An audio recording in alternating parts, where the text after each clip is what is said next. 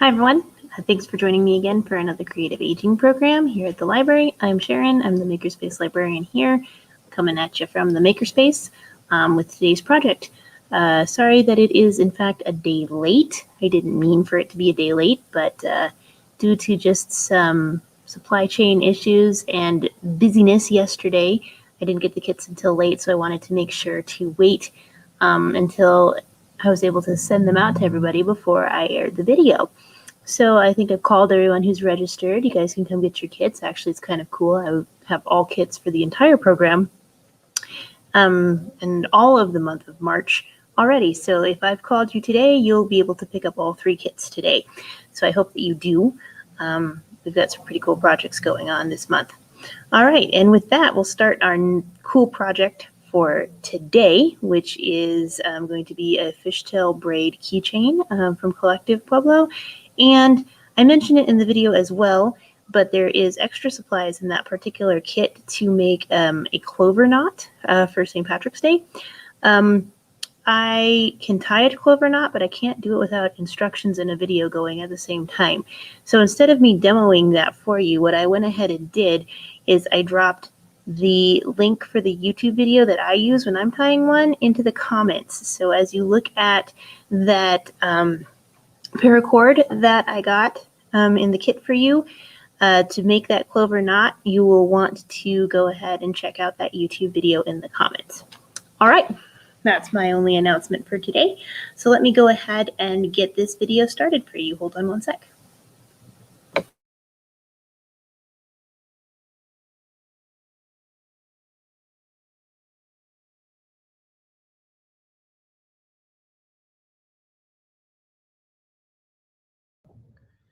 Hi, everyone. Thanks for joining us for another creative aging program. This program and kit has been brought to you by Collective Pueblo. So thanks again, Melissa, for making this kit for us. We're going to be making a fishtail keychain today. So we have the supplies for that here. And then also included in your kit is some of this green paracord and some more rings to make yourself a clover knot keychain. I'm not going to demo the clover knot keychain here. I can do it, but I can't do it if I'm not watching a video while I'm doing it. So what I'm going to go ahead and do instead is drop the video that I use to learn how to make a clover knot into the comments, and you can go ahead and watch that at your leisure to try and learn how to make a clover knot. The guy explains it far better than I could, and there's just so many steps I couldn't get them memorized, so I have to watch him do it while I do it. So watch that video at your own on your own time. And so let's go ahead and get started with this project with the fishtail braid. So what I've done is I've made a loop here, and I have the ends together, and then what I'm going to do is loop that over a dowel or a pencil. I'm just using a pencil here so that the loop side is on the back and the 2 free ends, you see this here, the free ends here, the loop here, loops on the back, free ends are coming down the front. Okay, and then what I'm going to do is tape it down.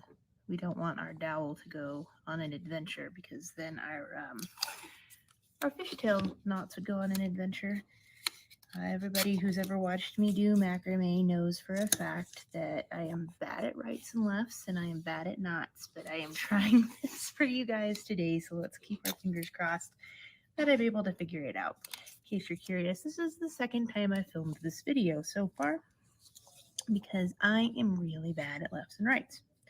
Okay, so this is the loop end coming right down the middle here. And we have these 2 strands kind of overlapping it. We're going to call this fellow strand A. We're going to call this fellow strand B.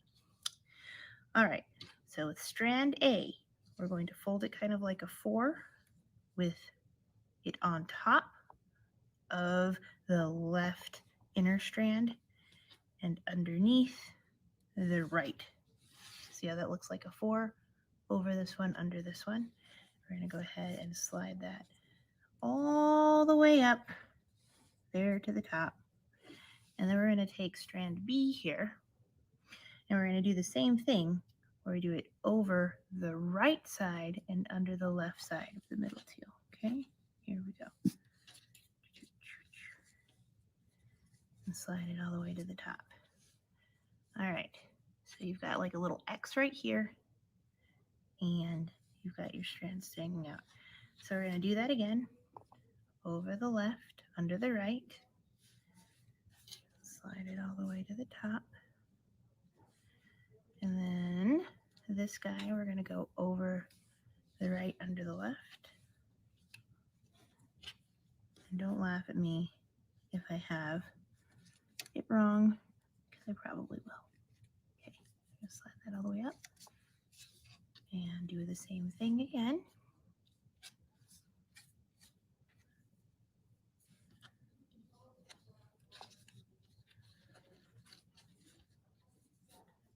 Okay.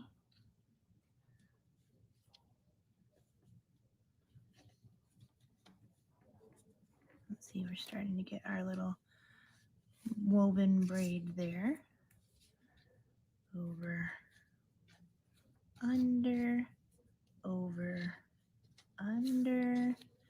It's another one of those things that Melissa gives me that's probably supposed to be a meditative, and I'm probably not very meditative. I don't like things that have as much repetitive motion, but as you can see, we're getting that nice little fishtail look there. So let's keep going. Under, over, under, and I'm holding it because I don't want it to just, completely unravel. Because we want it kind of tight. It'll look better if it's tight, I think. Let's keep going. Over, under, slide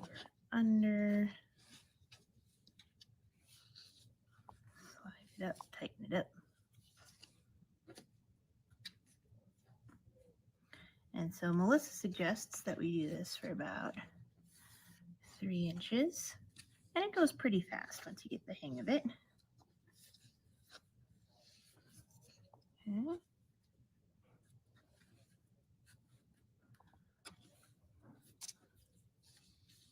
And what's nice is, so my board here is marked out in inches, so I can tell how far I've gone. And I've almost gone 2 inches here. So like I said, it really doesn't take a long time once you figure it out. See how nice that's looking? I can't believe I screwed it up the last time and had to refilm this. It's kind of crazy. It's one of those things that you don't realize that you're not good at until you try to start it. So just so that you know, even though this is actually my real job, sometimes I'm not good at the stuff I do either. So that just means that remember to be patient with yourself as you're learning something new. It's the best way to be.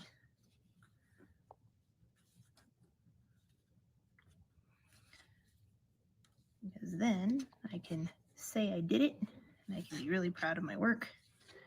And if I choose never to do it again, well, there you go. But at least I'll say I know how.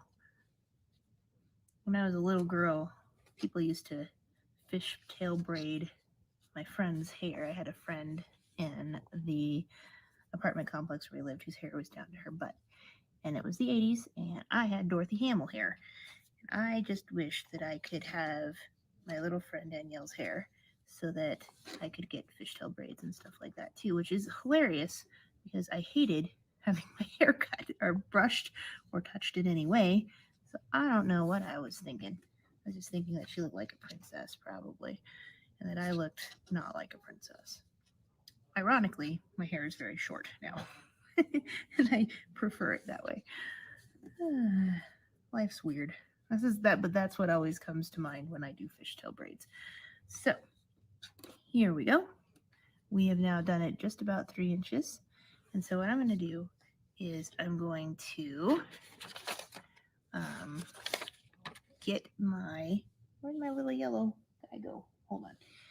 I have some yellow thread around here somewhere, and it probably fell on the floor. Oh, it's in my lap. There it is. I'm going to get my yellow thread and untangle it, and then I'm going to wrap it around the end of this to hold it tight.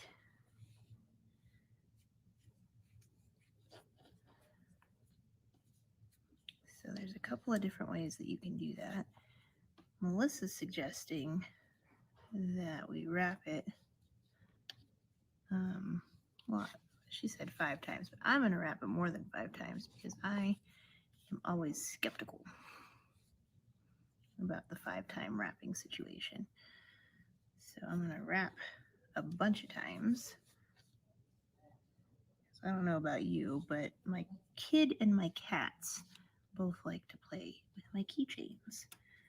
And that ends up being a disaster for me every single time. Now, a good way for this to not unravel for you is if you've got some at home. If you don't, no big deal. There's other options. But if you've got some at home, put a little dot of clear nail polish right there on that knot, and that'll help it not unravel. If you don't have clear nail polish, like some glue, something like that, that'll work. I'll probably put glue on it because I don't have any clear nail polish here at the library, just to help my knot not go crazy. So here's the last fun bit. What we're going to do is we're going to cut these guys off. I'm going to cut them off like right here. Okay. And then we want to unfray them. So I'm going to just untwist mine so that there is a bits and pieces there frayed out. And then what you can do, Melissa suggests it, is to take a comb and fray those out even further, and then you can cut them into a fishtail, which I think is cute. However, of course, here at the library, I also don't have a comb. So I'm going to fray it as best I can. But if you just want it to look like a tassel, sort of just what it's going to look like after I untie these, see, just like that, that's fine. But if you kind of work at them, even just with your fingers, they'll start to fray out like that. And so you can make a fishtail, should you care, by cutting it, and then you can actually spray it with like starch that you use for ironing or hairspray, and it'll stay the way that it's supposed to stay. If you think I have either one of those here at the library, again, you'd be wrong. So then what you would do to get that fishtail would be to just kind of spread it out like that and cut like a shallow V there. So let's see here. See if I can do this.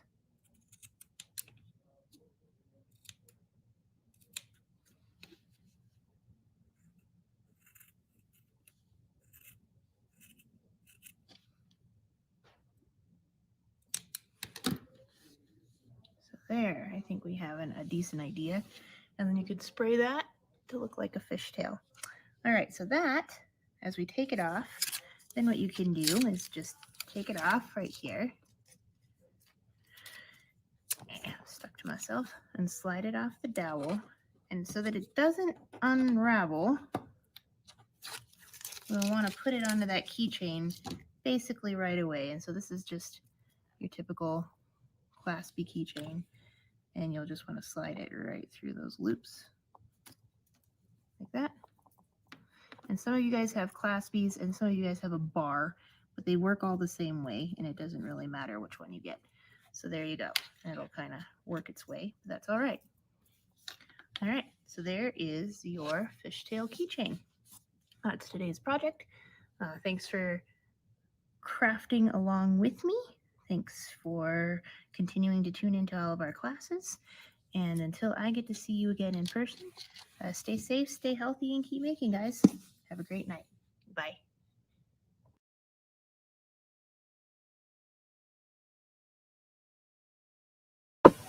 All right, everyone. That was how to make that fishtail braid keychain. And that, of course, is doing macrame like we used to do, but just a different kind of style of knot with some larger cord. Fun to do the fraying, because fraying is actually a really cool part of some of the macrame projects that I see. You could use that with like some slightly smaller cotton thread to make earrings. So I think that would be a really pretty way to do that. I hope you enjoyed our program today.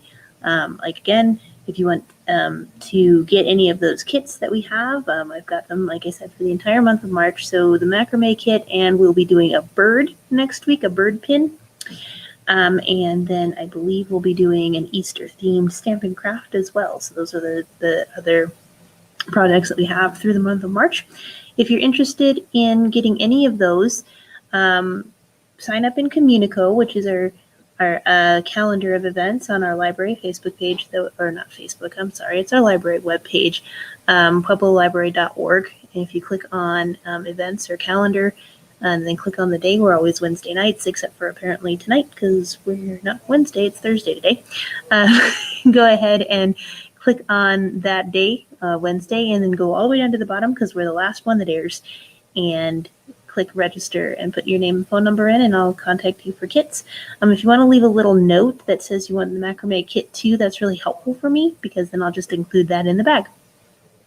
All right, that's about all I have for this evening. Thanks for tuning in, and I will see you guys next week virtually. And until I get to see you again in person, stay safe, stay healthy, and keep making everyone have a great night. Bye.